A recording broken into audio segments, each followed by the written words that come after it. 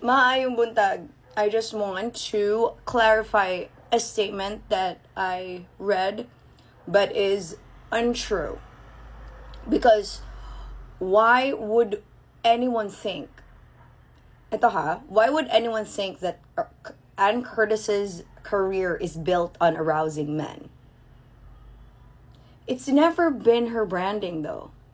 I mean, for somebody that has watched her practically for years. Yes, she's done sexy photo shoots. She's appeared in men's magazines. But have you seen Campanerang Cuba? There's nothing arousing about that. Have you heard her sing? She's more funny.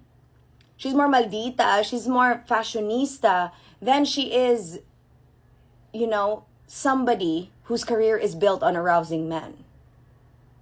No, that's not accurate.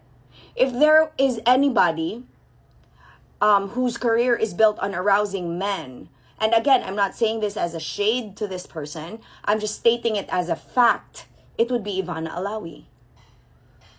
It would be Ivana Alawi. And yet, both these women do not deserve thirsty thoughts that get, published or publicly talked about, because I don't understand how we have become a society wherein a woman gets disrespected and we shame her instead of protecting her. Yeah. It's not because of Rodrigo Duterte. It's because of your politics. Because when people say, on the other hand, na, it's because of Rodrigo Duterte because he's this. No, I met him many times and he's very respectful towards women. That's why women are attracted to him. That's why he has a gaggle of women around him, because he's very respectful to women. Yes, he's made very controversial comments. He's made very green jokes that are unacceptable. But in person, he's not. He is so far from Bong Suntay. Bong Suntay being Bong Suntay, that's his responsibility. But it wouldn't be fair to blame it all on Rodrigo Duterte that just because they support him. No. I don't also agree with that. On the other hand, that I don't agree that Ann Curtis's career is built on arousing men. Not true. False. No. Because I've never, figured for her to be that way, because, she's always this funny, quirky, fashionista who, yes, has iconic lines like, I'll buy you, your friends in this club, but which, by the way, she clarified in an interview that she did not say this. Her friends explicitly told her she didn't say this, but she owned it because it's iconic. So yeah, I just want to say that. We have become this low of a society because of the politics, not because of Rodrigo Duterte. It's you as a person, Sass. It's you and how discombobulated your mind is that you will attack Ann Curtis just because, she does not allow, or she did not allow Bong Suntay's mediocrity.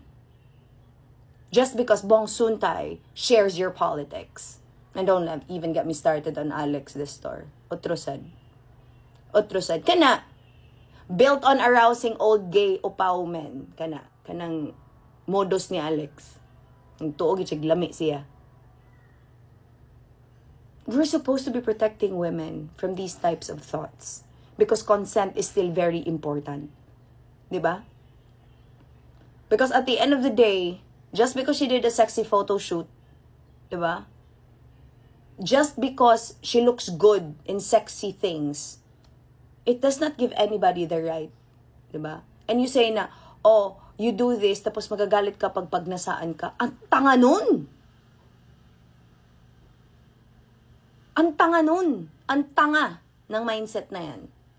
And you want that mindset to lead us? To shape our society in this country?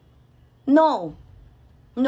It's because you are going to force women. Diba? You are, you are supporting a mediocre woman to be the next president of this country. Diba? You're supposed to empower women. Not victim shame them for being disrespected.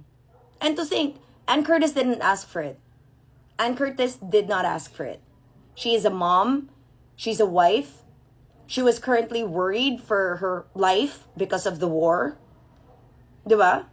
If anything, she deserves the easy plane more than Bong Suntay's mediocrity. And I don't understand that. When Bong Suntay's wife was the one who apologized, when she also deserves an apology from you, Sass, for the mediocrity of the people that you keep in your circle. And you want me to support that? Pass. That's small dick energy. And small dick energy doesn't really fit in government. Why? Because it's mediocre. And it's not going to do any good work for the Filipino people. Why? Because you're going to lower your view towards women who are equal to men, who deserve the equal amount of respect. Diba? Kasi like that, mali na yung statement mo that her career is built on arousal. No, it isn't. It isn't. That's not true. Hello, kampanderang Kuba.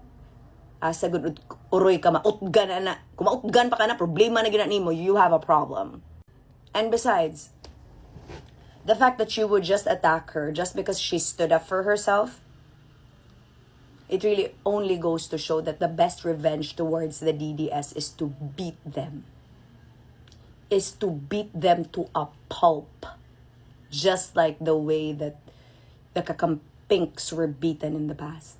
But you can't beat the Kakampinks into a pulp anymore. Why? Because there's a lot of the DDS that is silent and don't like your ways. Because there's a lot of the DDS, the other ones, that don't want to openly say that they're not going to support Sara Duterte anymore. That's the reality that you need to face.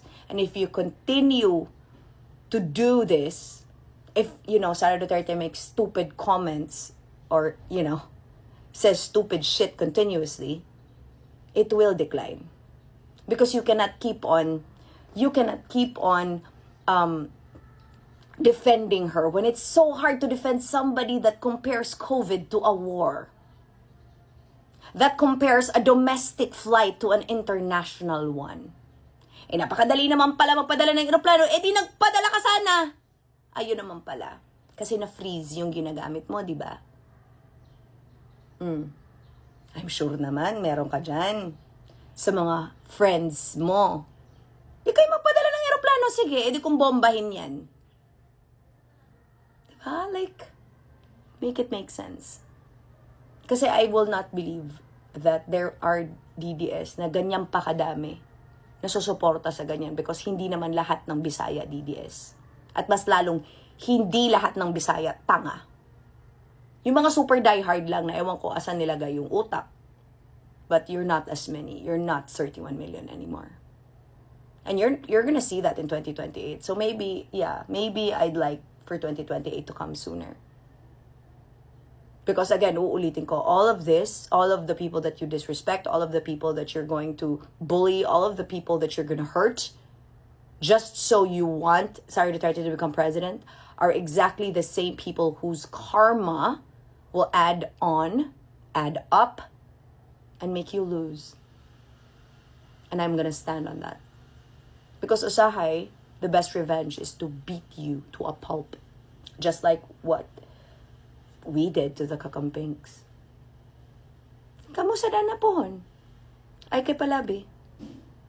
Because your statements don't make sense. Just like your support. And just like your politics. What na mo na mao. And the best way and the best thing to do, ano mga what na mao, pildihon. I-impeach, pero also, pildihon hotdon niya kalimtan. Ano lang?